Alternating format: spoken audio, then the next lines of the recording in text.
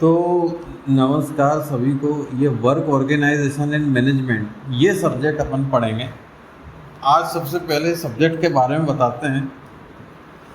इसका course code 503, paper code 6182। पुराने paper ढूंढ लेना।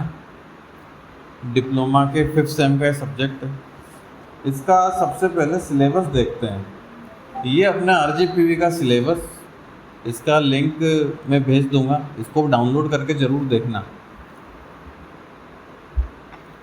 इसमें जो रैशनल लिखा हुआ है ये हर सब्जेक्ट में आप देखोगे शुरू में लिखा रहता है। ये इंग्लिश में मैं बता देता हूँ। ये सब्जेक्ट को पढ़ने का पर्पस क्या ये रहता है। सिविल इंजीनियरिंग में साइट पे काम करते हुए कई लोगों से डील करना पड़ेगा। तरह तरह के रजिस्टर मेंटेन करने पड़ेंगे, जैसे उपस्थिति register, stock register, TA bill बनाना पड़ेगा। और भी बिल बनाते हैं, कंस्ट्रक्शन कितना हुआ उसका बिल बनाना पड़ेगा। कार्य की प्रोग्रेस क्या है वो दिखानी पड़ेगी। आगे का कार्य किस प्रोग्रेस से करना है उसकी प्लानिंग करनी पड़ती है।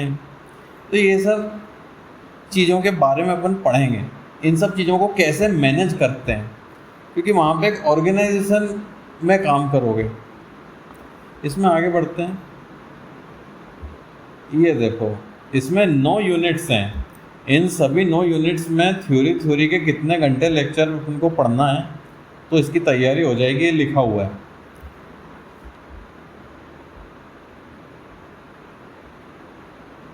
इसमें सबसे ज़्यादा किसे पढ़ना है, सबसे कम किसे? कॉन्ट्रैक्ट और टेंडर एंड टेंडर डॉक्यूमेंट्स, ये 14 घंटे का है, ये बड़ा होगा। और सबसे पहली यूनिट और 6th यूनिट ये छोटी है।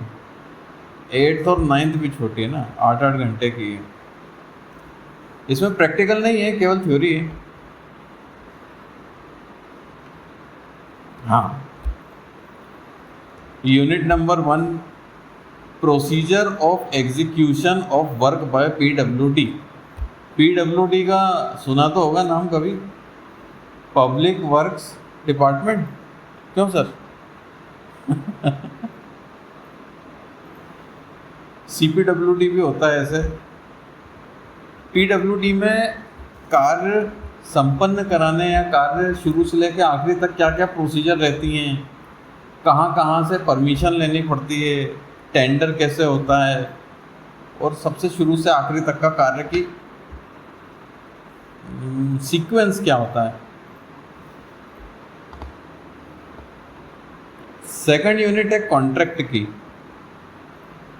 अब कॉन्ट्रैक्टर कॉन्ट्रैक्ट लेता है, उसमें क्या क्या रिक्वायरमेंट्स हैं, उसकी क्या क्या बाध्यता है, उसमें रेट, हर चीज़ का परसेंटेज, टाइम बाउंडेशन, इन सब चीज़ों के डिटेल्स रहते हैं। थर्ड यूनिट है टेंडर एंड टेंडर डॉक्यूमेंट्स। अब ये फिल्मों में कई बार नाम सुना होगा, टेंडर भरा नहीं मिला, मिल गया। ये क्या रहता है इसके बारे में अच्छे से पढ़ेंगे। टेंडर वैसे सबको एक बेसिक जानकारी तो पता ही होगी। कोई भी काम कराना है तो कई लोगों को ऑप्शन दे देते हैं कि बताओ भैया कितने रुपए में काम करोगे। जो भी सबसे कम रुपयों में वो काम करने को तैयार हो जाता है, और अगर उसकी गुणवत्ता जितनी चाहिए उतनी पर्याप्त वो दे रहा है तो उसे टेंडर मिल जाता है। चौथा है अकाउंट्स ऑफ PWD। कुछ डॉक्यूमेंट अपन को तैयार करना पड़ता है, कुछ रजिस्टर रहते हैं जिन्हें मेंटेन करना पड़ता है। वो सब कैसे होता है उसके बारे में पढ़ाएंगे। पांचवा, पेमेंट टू कॉन्ट्रैक्टर्स। पेमेंट किस किस तरह से कॉन्ट्रैक्टर को या ठेकेदार को होता है, ये इसमें इसके बारे में बताएंगे। छठा यूनिट स्पेसिफिकेशंस। ऐसा है, अगर चावल खरीदने जाएं तो कई वैरायटी के मिल जाएंगे चावल। बासमती भी मिल जाएंगे, टुकड़ी भी मिल जाएंगे, और उसके बीच में जाने कितनी वैरायटी रहती है। अगर किसी को अपन टेंडर दें कि रोज़ चावल बना के खिला देना, तो वो कौन से चावल बना के खिलाएगा? वो तो पैसे बचाने को सबसे घटिया क्वालिटी का ले आएगा। इसी तरह से अगर कॉन्ट्रैक्ट बनवा के इसी तरह से ठेकेदार से अगर कुछ बनवाने का कॉन्ट्रैक्ट दें कि मान लो 2 कमरे बना देना, और वो घटिया से घटिया सामान का उपयोग करके अगर वो 2 कमरे बना देगा तो क्या अपने को वो पर्याप्त क्वालिटी का उसको मानेंगे क्या, उसको एक्सेप्ट करेंगे क्या? इन सब चीज़ों के बारे में बताएंगे इसमें। असल में हर चीज़ का स्पेसिफिकेशन लिखना पड़ता है बारीकी से कि किस क्वालिटी की ईंट रहेगी, फर्स्ट क्लास ईंट रहेगी। 7th पॉइंट है cash, bills, auction, TA rules.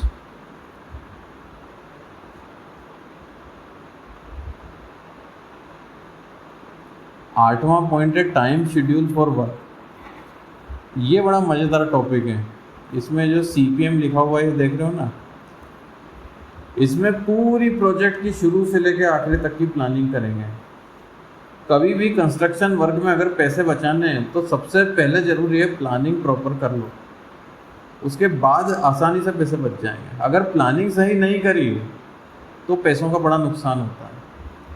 इसमें कुछ चार्ट बना के ये तय करते हैं कि समय सीमा में कौन सा कार्य कितने समय में किया जा सकता है। कुछ कार्य ऐसे होते हैं जिसके पहले कोई और कार्य करना ज़रूरी होता है। जैसे दीवार में ईंट की जुड़ाई हो जाएगी, उसके बाद ही प्लास्टर का काम शुरू होगा, उसके बाद ही डिस्टेम्पर या पुताई का काम शुरू होगा। कुछ कार्य ऐसे रहते हैं जो एक से दूसरे से जुड़े रहते हैं। तो पुताई का सामान तभी मंगाना है जब ये सारा पहले का काम हो जाए। मान लो पुताई के लिए चूना पहले से मंगवा लिया तो उसको पहले तो रखते बैठो, उसको कहीं ना कहीं रखो अवेरो। सीमेंट भी जितना लगने वाला है पूरे बिल्डिंग को बनाने में, उतना पूरा एक साथ मंगा के रखने में दिक्कत है। जब जब जैसे जैसे ज़रूरत पड़ती जाएगी वैसे वैसे संसाधनों को जुटाना, ये हम इसमें सीखेंगे। तो इसका पता लगाने का तरीका रहता है, ये जो CPM लिखा हुआ है, क्रिटिकल पाथ मेथड। 9th है आखिरी यूनिट मिसलेनियस। इसमें कुछ अन्य टॉपिक हैं जैसे डेली डायरी कैसे मेंटेन करना है। इसमें स्पेलिंग गलत लिखी, डेयरी दूध वाली नहीं है, ये डायरी होना चाहिए।